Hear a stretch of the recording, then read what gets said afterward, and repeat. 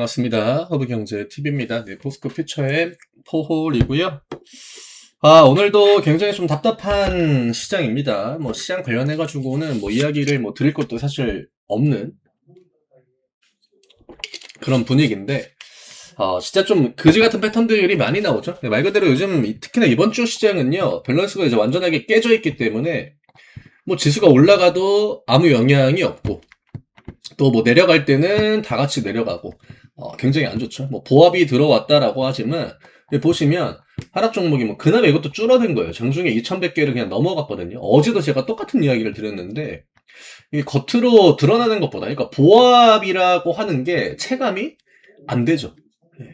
대형주들, 일부 이제 대형주들로 버팅이는 거, 그 다음에 코스피 같은 경우는 오늘 방산 조선, 그러니까 그나마 좀 덩치가 있는 업종들을 움직여 주긴 했지만, 시장의 메인 섹터는 사실 반도체를 제외하고는 바이오도 물론 이제 코스닥의 에벨바이오나 이런 종목들은 좋은 흐름을 이어가고 있긴 합니다만 정말 제한적이죠. 이런 종목들이 굉장히 많아요. 그러니까 갈 자리에서 뭔가 가려고 했다가 밀려나고 또 애초에 같은 섹터에 있는 종목인데 이전에는 같이 올라가던 그런 종목군들이 또 이제는 완전하게 따로따로 움직이고 오늘 이차전지가 마냥 떨어진 건 아니에요. 근데 LNF가 요즘에 이제 계속 양봉을 좀 보여주고 있긴 하거든요. 물론 LNF는 악재의 직접적인 주인공이었기 때문에 많이 내려온 거는 감안을 해야겠지만 여기에서 나온 리포트가 또 긍정적인 리포트들이 나옵니다. 그 다음에 전 분기 대비 실적이 오히려 더 좋을 거다라고 리포트들이 나오고 있고 테슬라 악재도 지나갔던, 그러니까 수요 부진 기간에 그냥 그 내용들이 정리되어서 나온 공시지, 이거는 대부분 다 주가에 선 반영되어 있는 거다. 이런 내용들이 또 나오더라고요. 그러니까 막상 또 떨어질 때 나왔던 그 리포트의 기조와 다 떨어지고 나서 지금 또 외국인 기관들 매수가 들어오고 있거든요. 최근에는. 이런 식으로. 개인 매도 위주로 나오고 있잖아요. 그러니까 아다르고 어다른 거죠. 그냥 자리에 따라서 리포트의 기조가 또 바뀌다 보니까 정말 개인 투자하시는 분들 입장에서도 이게 실적 반영이 어느 날은 또 되는 것 같다가 어느 날은 또 안 돼요. 물론 이차전지가 지금 4분기 실적에 대한 기대감은 나머지 이제 종목들 같은 경우에 그렇게 높진 않아요. 기대치를 하회하고 물론 LG엔솔부터 기대치보다 좀 밑일 것 같다 이런 내용들이 나오고 있기 때문에 전반적으로 분위기가 다운된 건 맞죠. 다만 반도체가 너무 강함으로 인해 가지고 그냥 계속적으로 밀려 내려온 이런 부분들이 있기 때문에 결국 이런 것들은 수급이 좀 정상화될 때 외국인 매수가 들어오고 기관 매수가 들어오고 해도 당일날 주가가 안 올라가는 종목들도 굉장히 많고 여전히 왜곡도 많고요. 또 수급대로 반응을 안 하고 12월 말에 이런 패턴들이 워낙 자주 나와가지고 우리가 굉장히 좀 힘들었잖아요. 물론 그 이후에 지수가 다시 한번 올라가긴 했지만 코스닥이하고 여전히 지지부진하고 그리고 같은 섹터에 있는 A라는 종목이 평상시엔 같이 움직였는데 요즘에는 또 혼자 올라가고 누구는 안 올라가고 종목에 대한 차별도 좀 심하고 굉장히 반복적으로 나와요. 그러니까 심리적으로 엄청나게 스트레스도 많이 받고 또 피곤하고 이런 시장이다라는 겁니다. 포홀은 다시 또 30만원 부근으로 내려왔는데 사실 여기에서 나오는 캔들이 애초에 크게 의미는 없죠. 우리가 이 자리에 나오는 이 음봉 캔들을 지금 몇 달 동안 계속적으로 이제 보고 있는 거지 않습니까? 더한 하락도 나왔었고.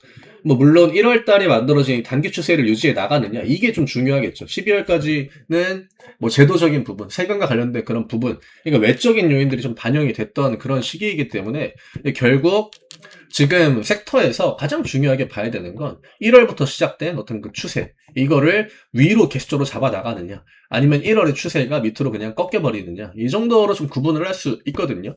그래서 이차전지 주주분들한테는 이차전지뿐만이 아니라 반도체를 사실 빼면은 대부분 다 소외를 좀 받을 수밖에 없는 그런 시기이기 때문에 좀 그런 특수적인 부분, 특수성 있는 부분, 수급의 왜곡이 좀 강한 부분, 이런 것들을 우리가 이제 12월에 좀 감안을 했던 것처럼 조금 이제 어느 정도 염두에 놓고 좀 볼 필요가 있을 것 같아요. 그냥 고지고대로 움직이는 시장이 아니다라고 하는 점. 그러니까 지금 나오는 데이터들이 사실상 그렇게 크게 의미도 없을 뿐더러 그 데이터대로 시장이 움직이지도 않는다. 반도체도 누구는 올라가고 누구는 내려가고 또 다음 날은 전날에 혼자 올라갔던 애가 또 혼자 빠지고 또 그 이후에는 전날에 이제 또 밀렸던 애가 또 올라가고 이 반복이거든요. 이차전지도 마찬가지고 바이오도 마찬가지입니다. 지수를 뭔가 좀 커버하려고 하면은 에벨바이오, 알테오젠 이런 쪽으로 빨간불이 좀 들어오는 거고 심지어 바이오가 대형주들이 움직이나 보다 해가지고 딱 보면 또 어느 날은 누구는 또 밑으로 하락이 세게 나오고 삼천당제약 같은 뭐 그런 종목들처럼. 그러니까 난이도가 난이도라기보다 그러니까 심리적으로 버티기 힘들게 하는 그런 장세에는 맞아요.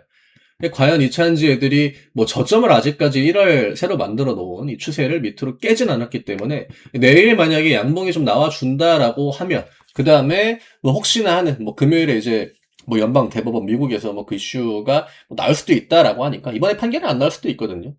근데 어쨌든 그런 것들이 또 나왔을 때에 깜짝 또 변동성이 나와줄 수 있다라는 점, 이런 부분들을 좀 밑바닥에 깔아두고 좀 버텨나가야 되는 그런 시기가 아닌가라고 생각을 합니다. 뭐 포월 같은 경우에 오늘 기관 쪽의 수급은 그렇게 나쁘지 않았는데 요즘에 금투 애들이 변동성을 굉장히 좀 불규칙하게 만듭니다.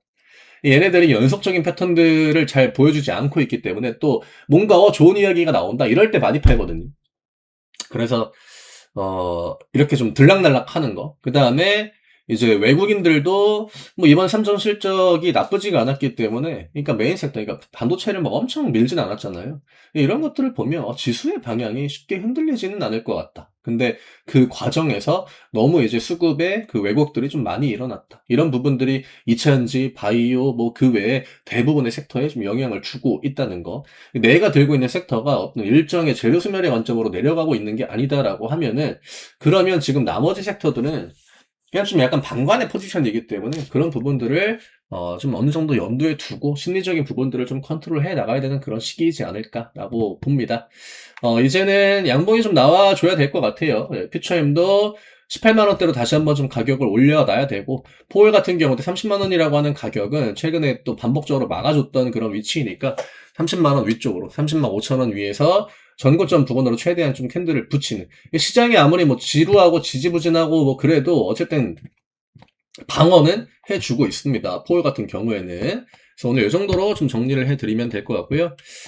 저희 오늘 또 라방 진행했는데, 뭐 라방뿐만이 아니라 요즘 시장이 심리적인 압박을 좀 많이 주는 턴이잖아요. 그럴 때는 저희가 이제 텔레그램에 올려드리는 내용들이 또 굉장히 큰 도움이 될 수 있습니다. 혼자 하시는 것보다는 저희가 올려드리는 내용들도 참고하시고, 또 라방 들어오시면 그런 부분에 있어가지고 또 투자하실 때, 앞으로 또 개수로 투자를 하실 때에도 도움될 만한 내용들을 정말 또 열심히 저희가 설명을 드리고 또 알려드리고 또 뭐 공유를 해드리는 거죠. 어떤 경험 같은 그런 부분들을. 그래서 참고할 만한 내용들이 많이 이제 또 있으니까, 아직 한 번도 안 들어오신 분들은 화요일, 목요일에 진행되니까 그것도 한번 같이 한번 들어와 보시면 좋을 것 같습니다. 저는 내일 다시 또 인사드리도록 하겠습니다. 감사합니다.